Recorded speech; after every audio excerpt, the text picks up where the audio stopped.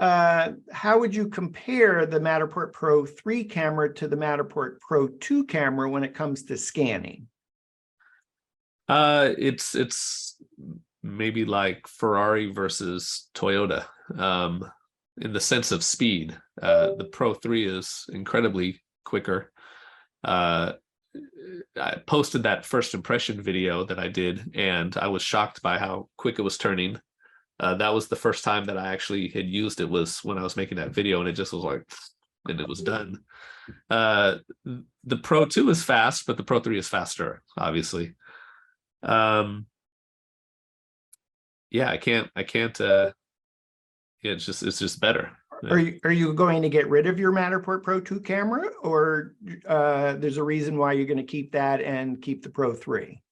No, I'm keeping it. I have a few of them, a few Pro 2s, and I'm on the classic plan with that. And so you know, I'd say right now 90% of my residential customers are still doing interior only.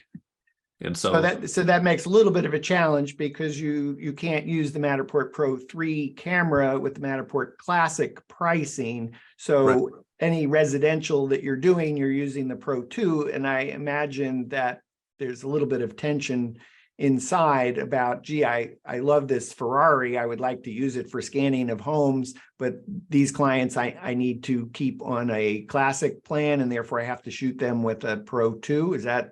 Yeah, that's a perfect way to put it. And that's probably the only tension I have in regards to it, is I have to use the Pro 3 on the new plan. And, you know, I want to keep everybody as many as I can on the Classic plan.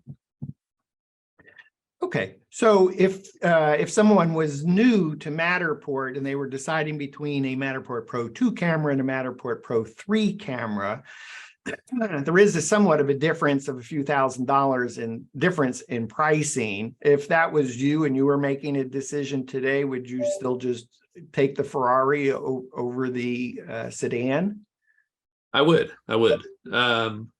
Simply because when I had just the Pro 2, I did have a few clients, including the school, and they wanted me to scan their outside campus or scan the outside of a house that was for sale. And I would have to do that, you know, at the dusk hour when the sun wasn't shining right in, or I'd have to rent the BLK 360. And that was expensive and a headache, and the BLK is a whole different beast of slowness. So if I was just getting into it and having to decide on what to get, I would get the Pro 3 first. Despite the fact that it's a few $1,000s more than the Matterport Pro 2 camera. Primarily because I think I'm hearing two things, may correct me or enhance. One was speed and two was outdoors. Correct. Yeah, in that order. Speed and then outdoors. Okay. And you know, you could save a couple. Well, you could save a couple $1,000s and get the Pro 2, but then if you ever need to do outdoor, you're going to rent a BLK, and at some point renting the BLK all those times is going to add up to that couple $1,000s.